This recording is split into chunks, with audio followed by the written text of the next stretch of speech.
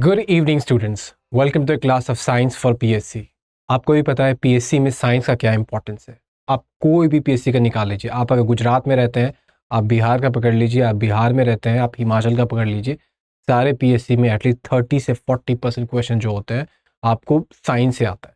बहुत बड़ा संख्या होता है ये, और सच मानिए आपका होना और ना होना बहुत हद तक इसी सब्जेक्ट पर डिपेंड करता है। ये मैं सिर्फ ऐसे ही हवाई बात नहीं कर रहा हूँ। अब करंट अफेयर पढ़ के जाते हैं, इतने इतने मोटे बुक पढ़ के जाते हैं, कितना बना के आते हैं आप शायद मान लीजिए करंट अफेयर के 25-26 क्वेश्चन आए, उसमें से आप बनाते होंगे शायद 17-18 अटेम्प्ट करते होंगे, जिसमें कि 4-5 नेगेटिव होता होगा, तो निकल के आता होगा 12-13 सही है। अकॉर्डिंगली वो वेरी करता होगा, ठीक है। अकॉर्डिंगली आप अदर सब्जेक्ट में आप प्रोपोर्शनेटली अलग तरीके से देख सकते हैं, वो पॉलिटी हो, हिस्ट्री हो, जो भी हो। साइंस में लगभग 25 से 30 क्वेश्चन हर जगह हर स्टेट में आते हैं। ये अजीब सी बात है, हर स्टेट में, ऐसा नहीं कि बस कोई एक स्टेट में आ गया और कहीं नहीं आता है, ठीक है।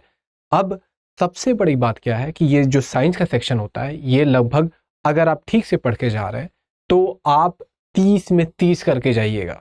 लिटरली मैं आपको सिर्फ हवाई बात नहीं कर रहा हूँ, आप मेरे क्लास को फॉलो करिएगा, और आप खुद बनाते भी आए होंगे, आप फॉलो करिएगा। आप मैं बता रहा हूँ 3-4 महीने में आप साइंस पे आपका इतना बड़ा कंट्रोल होगा कि उसके बाद आज के बाद से आपको साइंस कभी नहीं पढ़ना। जनरली जो इंजीनियरिंग बैकग्राउंड के स्टूडेंट होते हैं उन्हें साइंस उतना दिक्कत नहीं होता है, लेकिन उनके साथ दिक्कत क्या होता है कि वो ओवर कॉन्फिडेंस में लगभग 6-7 नंबर क्वेश्चन लूज कर जाते हैं। और जो आर्ट्स से पढ़े हुए हैं, ऑल्दो उन्हें 10th तक तो उन्होंने भी साइंस पढ़ा है, लेकिन फिर भी हाँ आपको 11-12 से कुछ कुछ आते रहता है, ठीक है। तो उनका थोड़ा दिक्कत हो जाता है, और खासकर जितना उनको आता नहीं उससे ज़्यादा इनको प्रॉब्लम होता है कॉन्फिडेंस का, कि हम तो आर्ट्स के स्टूडेंट हैं, हम तो कॉमर्स के स्टूडेंट हैं, हमारा साइंस छूट गया है और हम नहीं कर पाएंगे, और ये हम इसी में 10 नंबर पीछे हो जाएंगे। ये ऐसी ऐसी बहुत सारी बातें वो अपने मन में सोचते रहते हैं। एंड इवेंचुअली अगर आपका इसमें 10-12 क्वेश्चन आपका गलत होता है, वो क्वेश्चन जो कि मैं मान के चल रहा हूँ कि जो लोगों ने साइंस पढ़ा है वो शायद आराम से उसको अटेम्प्ट कर जाएंगे, तो आप आउटसेट शुरू में ही आप लगभग 6-7-8 नंबर पीछे हो जाते। तो ये नहीं होने देना हमें, ठीक है। और सबसे बड़ा ये टफ नहीं है।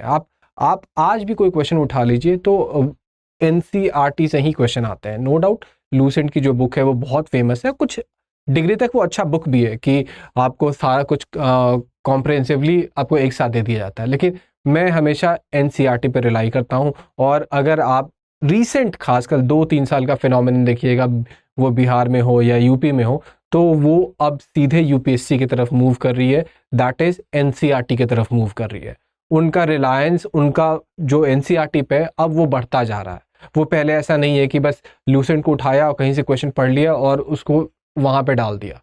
अब आपको थोड़े कॉन्सेप्चुअल क्वेश्चन आ रहे हैं। ऐसे इसका मतलब ये नहीं कि लूसेंट का आपको सिग्निफिकेंस घट जाता है, वो आज भी इंपॉर्टेंट है, लेकिन अब ये इंपॉर्टेंट है कि आप एनसीईआरटी को छोड़ के नहीं जा सकते हैं। सिर्फ फैक्चुअल क्वेश्चन नहीं आएंगे, आपको अब कॉन्सेप्चुअल क्वेश्चन भी आएंगे। अगर आप पिछले बार ही बीपीएससी का एक क्वेश्चन देखिएगा तो उसमें एक लेंस का क्वेश्चन था कि अगर लेंस पे 2 ब्लैक स्ट्रिप मार देते हैं तो उसमें उसके आगे एक आपको हॉर्स खड़ा है, तो उधर जो इमेज आएगा वो कैसा आएगा, और 4 अलग अलग से आपको वो ऑप्शन दिए गए थे। तो ये आपको लूसेंट में नहीं मिलने वाला है, ये आपको एनसीईआरटी के कॉन्सेप्ट से ही मिलेगा। इसका सॉल्यूशन आप वहीं से बना पाएंगे। और ये तो मैं एक एग्जांपल दे रहा हूँ, वैसे 3-4-5 क्वेश्चन और आए तो आपको नहीं पता, शायद कल को 20-22 क्वेश्चन आने पड़े।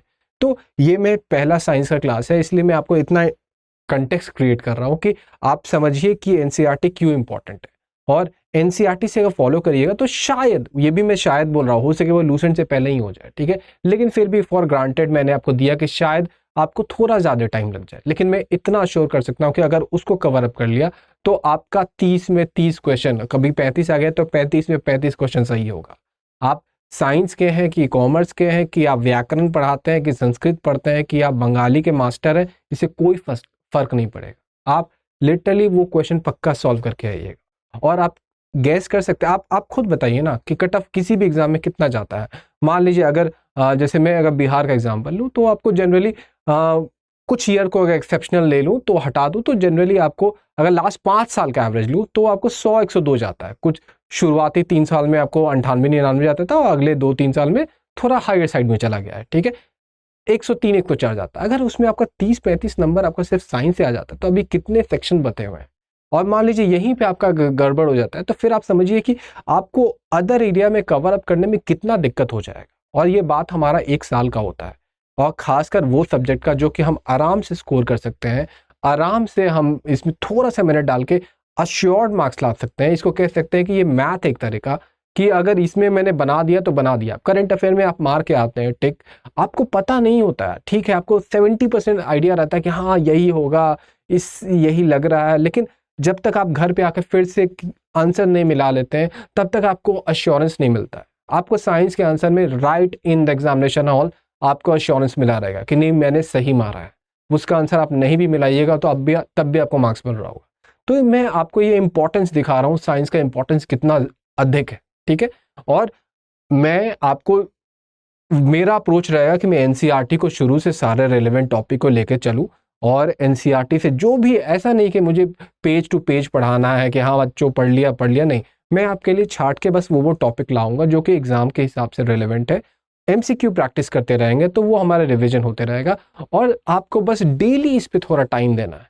आप बगल में जो भी पढ़ना पढ़ते रहिए, हिस्ट्री, पॉलिटी, आपको मन करता है आप जाकर कार्ल मार्क्स पढ़ लीजिए, मुझे कोई दिक्कत नहीं, लेकिन बस इस पे आप डेली 10 मिनट या 15 मिनट टाइम ज़रूर दीजिएगा। और आप 10-15 मिनट टाइम कभी भी निकाल सकते हैं, जब सब्जी लेने जा रहे हैं तब निकाल सकते हैं, लेकिन मैं नहीं बोलूँगा कान में ईयरफोन लगा के जाइए, मैं बात समझाने के लिए बोल रहा हूँ। लाइक 10-15 मिनट आपके पास हमेशा अवेलेबल है, ठीक है। और वो बस आप, क्योंकि इसमें कुछ ऐसा नहीं है कि आपको थ्योरी याद करना है, बस समझना है और फिर आपका बात खत्म, ठीक है। तो ये आपका कंप्लीट हो जाएगा तो आपके हाथ में कंप्लीट फोर्स रहेगा, कंप्लीट कमांड रहेगा कि मैं कॉन्फिडेंट होकर एग्जाम देने जा रहा हूँ, क्योंकि एक ऐसा सेक्शन है जिसमें मेरा कोई गलत नहीं होने वाला, ठीक है। तो ये काफ़ी बड़ा इंट्रोडक्शन हो गया, लेकिन ये देना ज़रूरी था, क्योंकि जो बच्चे ये क्लास देखेंगे वो समझ पाएंगे साइंस के इंपॉर्टेंस को। और ये अपील साइंस के स्टूडेंट से भी है कि ठीक है आपको शायद 60-70% क्वेश्चन ऑलरेडी आता होगा, लेकिन वो 60-70% में आपका लगभग 50% क्वेश्चन ऐसा होता है जिसमें कि थोड़ा डाउट रहता होगा, और जो बाकी के 30% क्वेश्चन बचे हुए थे उसमें तो आपको भी दिक्कत होता है, ठीक है। तो आप भी इस चीज़ को इतना अश्योरेंस पे लेके मत चलिए, मैं बोलूँगा आप भी अपना 10 मिनट दीजिए और इस सब्जेक्ट को कम्प्लीटली अपने हाथ में कीजिए, ठीक है। तो अगर आप एनसीईआरटी का 6th का बुक खोलिएगा तो उसका जो रेलेवेंट चैप्टर बोल रहा हूँ मैं, उसमें पहला रेलेवेंट चैप्टर आएगा आपको न्यूट्रिशन। ये वर्ड आपने सुना भी होगा, लेकिन इसको अगर और आपको थोड़ा अट्रैक्टिव बनाना हो तो आप, जैसे हम लोग वो पढ़ते हैं जो carbohydrate, protein, fat, vitamins, minerals, ये सारा इसी चैप्टर का हिस्सा है, ठीक है। और ये अगर हमारा, आपको भी पता है कि इससे कहीं ना कहीं से अलग तरीके से क्वेश्चन आते ही रहता है, ठीक है। और ये क्वेश्चन अगर हमारा हाथ में होता है तो 2-3 क्वेश्चन, ये चैप्टर हमारे हाथ में तो 2-3 क्वेश्चन तो कभी भी हमसे बन रहा है, ठीक है। तो और देखिए अब ये चैप्टर जो रहेगा वो अभी क्योंकि 6th क्लास का ये आपको एनसीईआरटी का ये चैप्टर है, तो ये थोड़ा more of introductory in nature रहेगा। तो इसमें आपको एक तरह से कंटेक्स्ट आपको घेरा जाएगा कि ये सब होते क्या है। तो अगर मान लीजिए वाइटामिन्स हम लोग यहाँ पढ़ते हैं, तो हम लोग यहाँ पर वाइटामिन्स एज अ पहला इंफॉर्मेशन, एक्नॉलेजमेंट पढ़ेंगे। फिर मैं वाइटामिन्स पे एक इंडिविजुअल क्लास भी लूंगा जिसमें मैं सिर्फ कोर वाइटामिन, जैसे लूसेंट के जो इन्फॉर्मेशन होते हैं या जो भी जनरल रेलेवेंट और इंपॉर्टेंट इंफॉर्मेशन है उसको कवर करेंगे, ठीक है। फिर उसमें क्या होगा कि जैसे कार्बोहाइड्रेट्स का हो गया, फैट्स का हो गया, फिर आपको जो भी अलग अलग आते हैं, जैसे प्रोटीन तो बहुत ही बड़ा चैप्टर है, जैसे उसमें एंजाइम और हार्मोन सब आ जाएंगे, आपको भी पता है ये सब कितना इंपॉर्टेंट चैप्टर है, ठीक है। तो आज का जो क्लास हमारा रहेगा वो ये रहेगा कि हम एक जनरल इंट्रोडक्शन दे रहे हैं, और इस इंट्रोडक्शन में भी बहुत ऐसे क्वेश्चन रहेंगे जिसकी बहुत लोगों को नहीं पता होता। जैसे मैं अगर आपसे अभी ही पूछूं कि न्यूट्रिशन का मतलब क्या होता है, जो कि हमारा आज का टॉपिक का हेडिंग है, तो 90% लोग कुछ तो शायद समझा ही ना पाए, लेकिन जो समझा भी पाएंगे वो ये बोलेंगे कि हम लोग जो खाना खाते हैं वो न्यूट्रिशन होता है, लेकिन वो इनकम्प्लीट है। और ऑप्शन आपको दिया रहेगा जो मैं अभी आगे बोलने जा रहा हूँ, आप उसमें मारिएगा नहीं और फिर आपका नेगेटिव होके आ जाएगा। तो इसीलिए इसको भी आप लाइटली ना लीजिए, ठीक है। चलिए अब आते हैं सीधे स्लाइड पे। ये तो बस सुंदर बनाने के लिए, देखिए काम पे आता है न्यूट्रिशन होता क्या है। तो देखिए पहले मैं आपको लेमन लैंग्वेज में समझा दे रहा हूँ कि हम लोग जो खाते हैं खाना वो उसका पहला हिस्सा है, ठीक है। दूसरा हिस्सा है उसका डाइजेशन होना, ठीक है। फिर तीसरा हिस्सा उसका असिमिलेट होना, लाइक उसको हम लोग कैसे यूज कर रहे हैं। और इस पूरे प्रोसेस को जो होता है ना, उसमें ये मेटाबोलाइज कैसे हो रहा है, उससे कितना फ़ायदा मिल रहा है, ये पूरे प्रोसेस को हम लोग न्यूट्रिशन कहेंगे, ठीक है। अभी न्यूट्रिएंट पे भी आएंगे, लेकिन देखिए एग्जैक्टली पहले हम पढ़ते हैं कि डेफिनेशन क्या लिखा हुआ है। Nutrition refers to the process by which organism obtains and utilise, यही देखिए ये 90% लोग बस यहीं पे रुक रहे थे ऑब्टेन पे, यहाँ ये भी इंपॉर्टेंट है यूटिलाइज। अब यूटिलाइजेशन को भी बहुत तरीके से तोड़ा जा सकता है कि आप सही खाना, जंक फूड खा रहे हैं कि सलाद खा रहे हैं तो उसका यूटिलाइजेशन अलग आएगा, आप कम खा रहे हैं कि ज़्यादा खा रहे हैं उसका यूटिलाइजेशन अलग आएगा। तो लाइक इसको अलग अलग तरीके से हम लोग ब्रेक करेंगे, उसको देखेंगे कि उसका डिजीज से कैसे फर्क पड़ता है। जैसे मैं अगर आपको शुरू में ही अगर आपसे अभी क्वेश्चन करता हूँ, इसका आंसर मैं आपको क्लास के एंड में दूंगा कि डायबिटीज का न्यूट्रिशन से क्या रिलेशन है। आप बताइए, आपको लगेगा कि अरे डायबिटीज का न्यूट्रिशन से क्या रिलेशन है, तो कोई है ही नहीं। लेकिन अगर आप कुछ सोच के देखिएगा तो आपको इस वर्ड में डायबिटीज का आपको आंसर मिल जाएगा। मैं डायबिटीज बी वाला बोल रहा हूँ, ठीक है, मतलब 2 वाला, जो 1 वाला होता है वो जेनेटिक होता है, उस पर हम लोग जब डिजीज वाला चैप्टर करेंगे तो वो बात करेंगे, ठीक है। मैं मान के चलता हूँ कि इतना जनरल इन्फॉर्मेशन होता है, नहीं भी होता है, तो उस पर तो हम लोग डिस्कस करना ही वाले, ठीक है। अच्छा, मेरा क्वेश्चन आपने सुन लिया है, अब आप सोचे देखिए कि न्यूट्रिशन से डायबिटीज 2 का क्या रिलेशन है, ठीक है। और ये क्यों चाहिए होता है, यूटिलाइज हम लोग क्यों कर रहे हैं, तो हम लोग ऑर्गेनिज्म ग्रो करता है, फिर वो अपना जो भी उसका रिपेयरिंग होता है, फिर जो मेंटेनेंस है, लाइक अगर मेंटेनेंस का मतलब क्या है, मैं अभी यहाँ पे खड़ा हूँ तो क्या आपको लगता है कि मैं फ्री हवा से खड़ा हूँ, मुझ में खड़ा होने के लिए जो ताकत आ रहा है ये कहाँ से आ रहा है, ये आपको न्यूट्रिशन से आ रहा है, ठीक है। तो सिर्फ ग्रोथ ही नहीं है, ऐसा नहीं है कि मैं 4 साल से आपको 20 साल का हो गया तो बस उसी में आपको न्यूट्रिशन का काम आया। राइट नाउ अभी आप बैठे हुए हैं तो आप बैठे इसलिए हुए क्योंकि आपके अंदर न्यूट्रिशन है। आप बुखार होता है तो आप उतने ही साल के रहते हैं ना, आप मान लीजिए आपको डेंगू हो गया, भगवान ना करे हो, लेकिन मान लीजिए हो गया, ठीक है, या जो भी गंदा वाला बीमारी सब होता है जिसमें आदमी बहुत वीक हो जाता है, ठीक है, तो आदमी का एज तो वही है, आदमी का सब कुछ वही है, तो उसमें तो आदमी का ना ग्रोथ आएगा ना डेवलपमेंट आएगा, उसमें मेंटेनेंस आ जाएगा कि आपके डिजीज्ड बॉडी में न्यूट्रिशन जो होता है वो अचानक से नीचे चला आता है। मतलब और बहुत रीज़न है, लेकिन मैं आपको इन जनरल समझाने के लिए बता रहा हूँ कि आपका उस समय रिपेयरिंग ठीक से नहीं हो पा रहा है, मेंटेनेंस ठीक से नहीं हो पा रहा है, ठीक है। तो इसीलिए तीनों वर्ड इंपॉर्टेंट हो जाता है कि ये हमारा एज वाइज देख लिया, ये हमने आपको बॉडी का मतलब क्वालिटी का नेचर देख लिया कि कोई लोग आपको पतले हैं, कोई लोग आपको ओबीज हैं, कोई लोग आपको वीक है, मतलब अलग अलग प्रकार होता है। तो ये डेवलपमेंट में आ जाएगा एंड मेंटेनेंस में जो आपको मैंने बताया, ठीक है। It encompasses the study of nutrients. अब ये देखिए ये दोनों सेम वर्ड नहीं है, न्यूट्रिशन एंड न्यूट्रिएंट्स। अब न्यूट्रिएंट्स क्या है, तो ये आपको समझिए फूड है, ठीक है, फूड एग्जैक्टली नहीं है लेकिन chemical compound that are found in the food, लेकिन मैं आपको समझाने के लिए बोल रहा हूँ, ठीक है। तो ये जब जाता है हमारे बॉडी में, ये डाइजेस्ट होता है, एब्जॉर्ब होता है, मेटाबोलाइज होता है and their effect on overall wellbeing. अब देखिए आपको क्या लगता है कि ये तीनों वर्ड खाली ऐसे एक ही मीनिंग है क्या? नहीं, इसका अलग अलग मीनिंग है इसका। अगर आप देखिएगा डाइजेशन आपका खराब है तो ये जैसे डायरिया वाला केस में आ सकता है, उसमें आपका ये दोनों ऐसे होता होगा, कुछ अंश में ये भी होगा वो भी होगा, लेकिन ये जैसे उतना नहीं होगा जितना आपको ये दोनों हो जाएगा। या मान लीजिए डायरिया तो हटाइए ना, आपको यहाँ पे आपको जैसे सिंपल फूड पॉइजनिंग हो गया, उसमें आपका ये और ये नहीं आ रहा, ये आ रहा है। आपको डायरिया में आपको ये वाला चीज़ हो रहा है। हम लोग जब ORS का घोल देते हैं तो क्यों देते हैं, आपको क्या दे रहे हैं ORS का घोल में? तो अच्छा ORS होता क्या, ये भी आपको एग्जाम में आ सकता है। तो ओरल रिहाइड्रेशन सॉल्यूशन, ठीक है। देखा होगा कि ORS घोल पे गवर्नमेंट ने या WHO ने खूब एडवर्टीजमेंट किया। तो ये होता क्या है, ठीक है। तो ये आपको समझिए इसमें ग्लूकोज होता है और मिनरल्स होते हैं। ये क्यों दे रहे हैं हम लोग? क्योंकि जो भी कारण से हम लोग का बॉडी में मान लीजिए डायरिया हुआ, डायरिया के कारण जो भी हमने खाना खाया या जो भी पहले हमने बॉडी में था वो पानी के साथ निकल गया सारा, तो जितना एब्जॉर्प्शन होना था हमारे बॉडी में वो कहीं एब्जॉर्ब हुआ ही नहीं।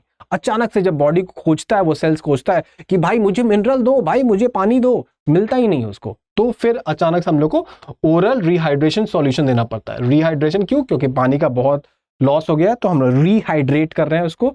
सॉल्यूशन में क्या रहता है, तो वही मिनरल्स रहता है, पोटेशियम, आपको सोडियम, ये सब मिनरल्स रहता है। तो वो जो रैपिडली हम लूज कर रहे थे डायरिया के कारण, वो एक उसको सपोर्ट मिलता है, ठीक है। तो ये हमारा ये हो गया। मेटाबॉलिज्म में क्या होगा, जैसे अब आप बिस्किट खाया जा रहा है, क्या कोई मान लीजिए हाइड एंड सीक बिस्किट खा रहे हैं, मुझे बड़ा पसंद है, ठीक है।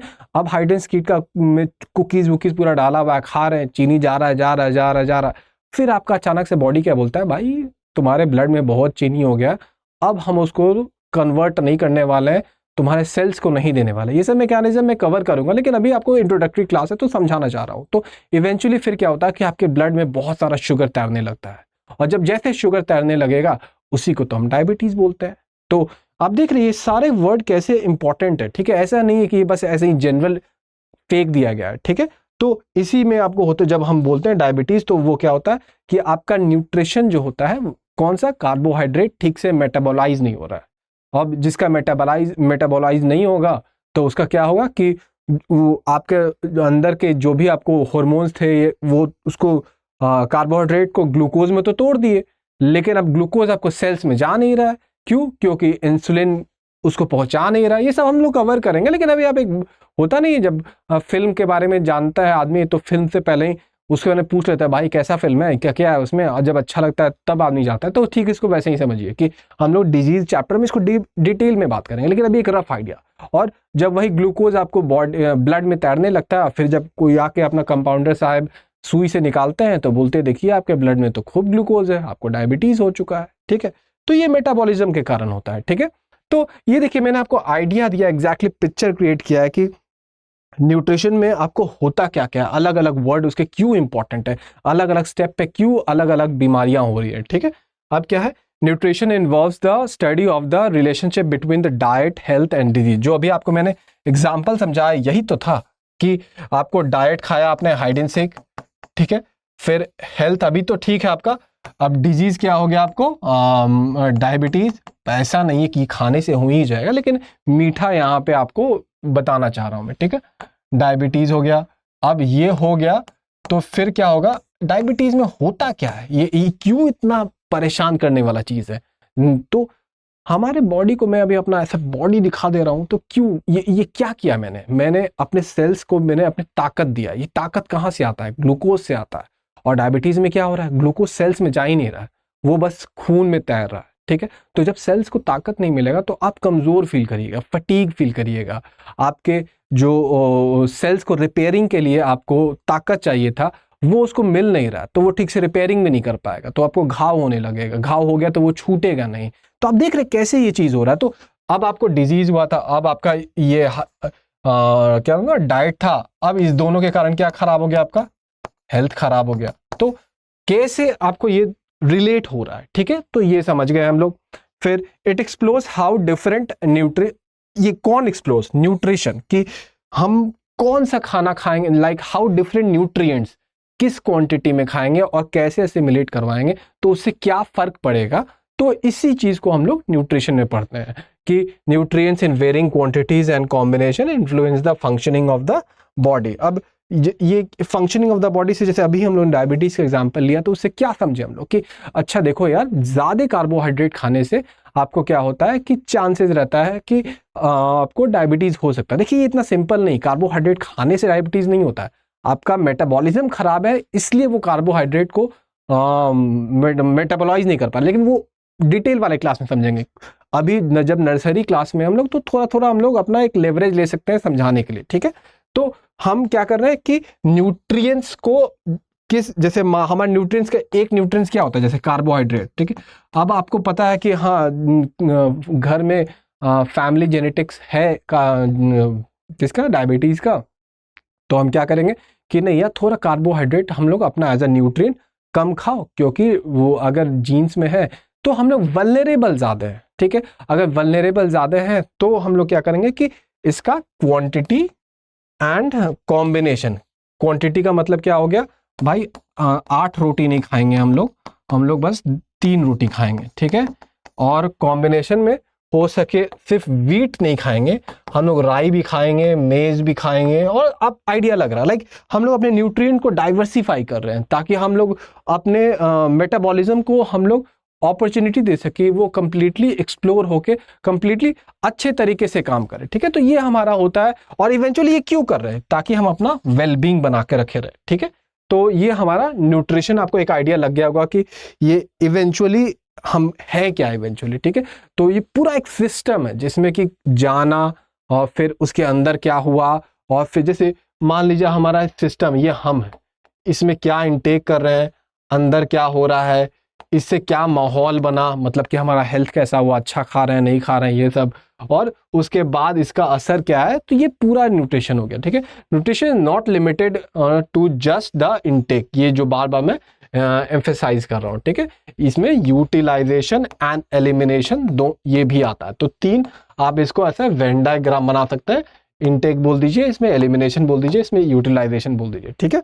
आपको अब एलिमिनेशन में क्यों बोल रहा हूँ, जैसे आपको एक डिजीज होता है, सीलियाक डिजीज होता है, ठीक है। वहां पे क्या होता है कि आपका जो लार्जर इंटेस्टाइन होता है वो आपको फॉर सम रीजन एलर्जी हो सकता है या जो भी, अभी उसमें मैं डिटेल में नहीं जाऊंगा, वो उसका अपर लाइनिंग जो एब्जॉर्ब करता था वो एब्जॉर्ब करना बंद कर देता है या खराब हो जाता है, मतलब कम एब्जॉर्ब कर रहा होता है न्यूट्रिएंट्स को, ठीक है।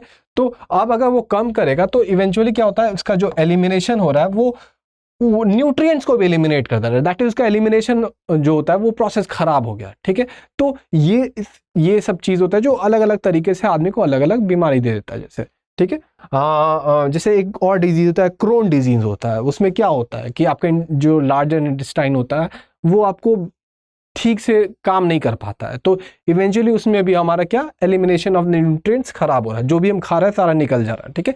It involves understanding the roles of the macronutrient, इस पे हम आएंगे, ठीक है। ये क्या होता है, ऐसे यहाँ पे आपको दिया हुआ है, इस पे क्वेश्चन डायरेक्टली आ सकता है, आपको एग्जामिनेशन में दे देगा कि choose one of the following macro nutrient among the given options, ये दिया रहेगा, एक दो दिया रहेगा, और तीसरा माइक्रो न्यूट्रिएंट का नाम दे देगा। आप वहां पे तरफ मार दीजिएगा, क्या कि आपको लगेगा कि तो न्यूट्रिशन के चैप्टर में हम पढ़े थे, अब तो मार के आ गए, हमको फुल मार्क्स मिलेगा, लेकिन वहां पे आपको बैठा देगा लड्डू।